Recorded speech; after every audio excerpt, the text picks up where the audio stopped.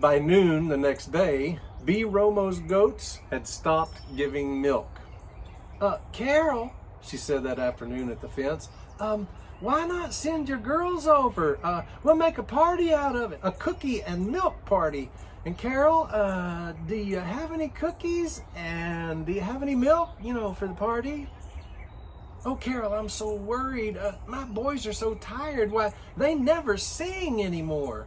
They only fall asleep in the yard with those horrible gappers crawling all over their arms, the arms with which they used to gesture so beautifully while they sang.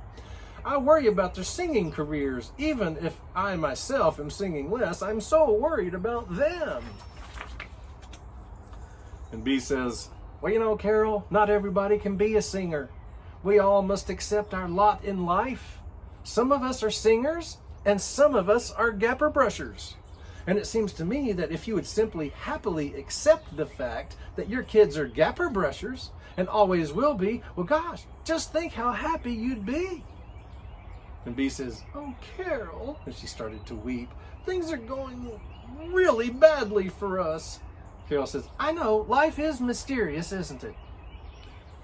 Isn't it though, said B, and she tried to get a hug from Carol. But Carol, afraid that a gapper or two might be hiding under B's tremendous operatic gown, pretended to suddenly sneeze, taking 2 very large steps back from the fence.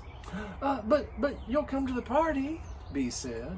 The milk and cookie party, and you'll bring milk and cookies, and your kids who'll bring their gapper brushes. Oh gosh, won't it be fun? And Carol says, well, B, tell the truth, that doesn't sound like all that much fun, really. I mean, us brushing your gappers? Oh, and they're so disgusting. What fun is that? Do you see what I mean? Well, aren't you suddenly a snoot? Said B. Romo. A snoot? Said Carol. Are you calling me a snoot? Good Lord.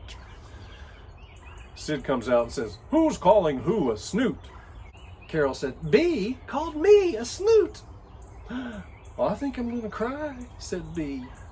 Oh, brother, said Sid Ronson. First you call my wife a snoot, and then you start crying. Good Lord, you'd think Carol would be the crying one.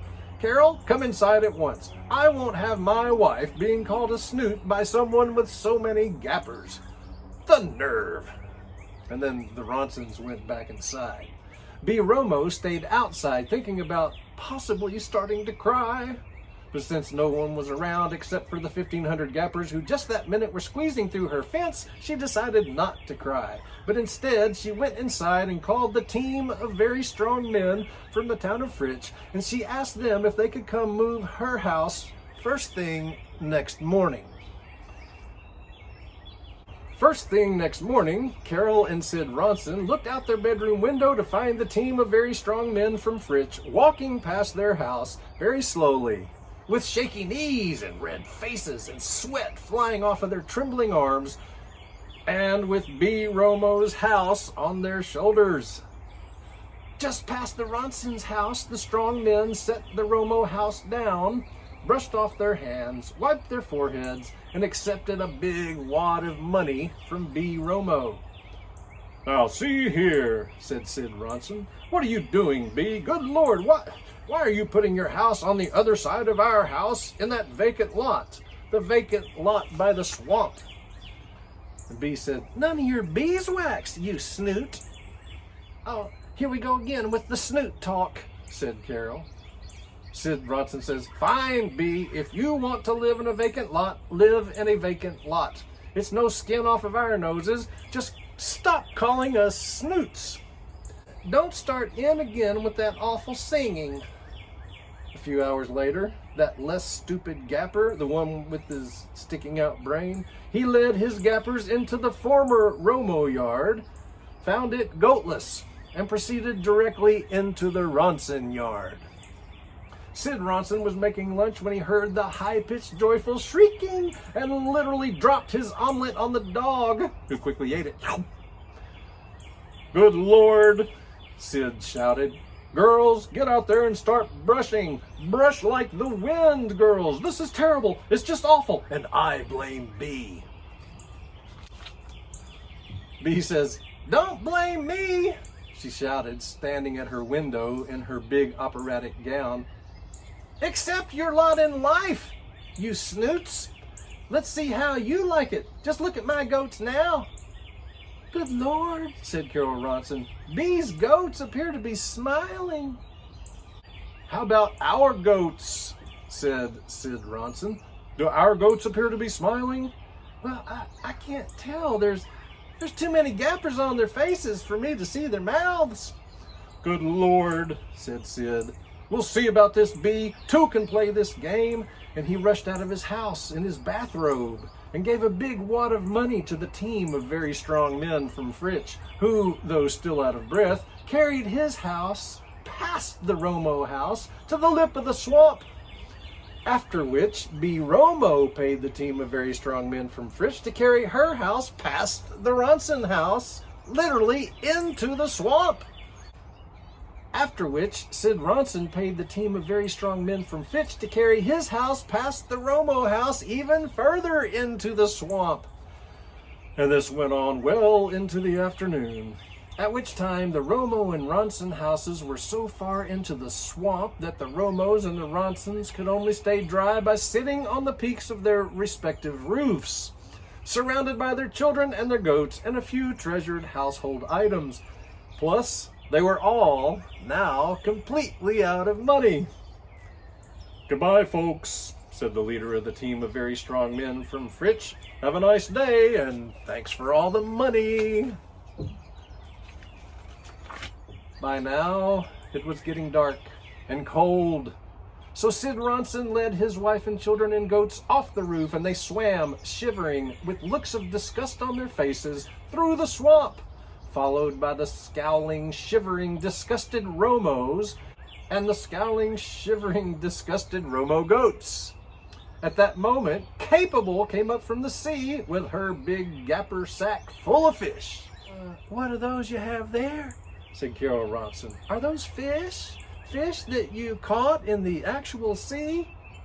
And B says, they really don't look half bad. Actually, they look sort of yummy. You know what might be fun? Maybe you could teach me and Robert and Gilbert to fish. Maybe, for fun, you could, lend us a fishing pole and some worms and, sort of teach us to fish too.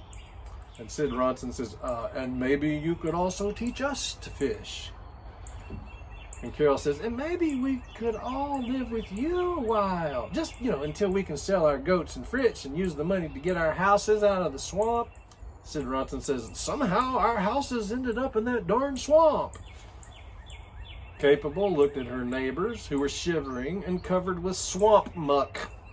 And she remembered the way they had all refused to help her. Then she went into her house and shut the door. She made a fire and cooked her fish. She sat down with the plate of fish in front of her window. She watched the Romos and the Ronsons swim back across the swamp and remount their houses. She watched Robert Romo's shoe slip off and fall into the muck. She watched Sid Ronson sitting with his head in his hands, possibly weeping, and Carol Ronson sort of consoling him by patting him on the back. And she soon found that it was not all that much fun being the sort of person who eats a big dinner in a warm house while others shiver on their roofs in the dark. That is, it was fun at first, but then got gradually less fun until it was really no fun at all. Father, she said, I guess we'll be having some company. What in the world? He said. Our house is so small and there's so many of them that we have so little and they'll use so much. I mean, this is a really big change and it makes for a lot of extra work. Well, yes, it is, Capable said. And yes, it does. And we're still doing it? He asked. Yes, we are, she said. And she called the neighbors in and put water on for tea, because she knew that tea would taste good to people who'd recently been swimming in a freezing, mucky swamp. Then she cooked up a bunch more fish, remembering to paint a few white for her father, who at that moment said something amazing. You know, you remind me of your mother. he said. So generous and all. And then he did something amazing. He ate an unpainted fish. So the next morning, and every morning after that, Capable and her father and the Romos and the Ronsons went down to the sea and fished, and life got better.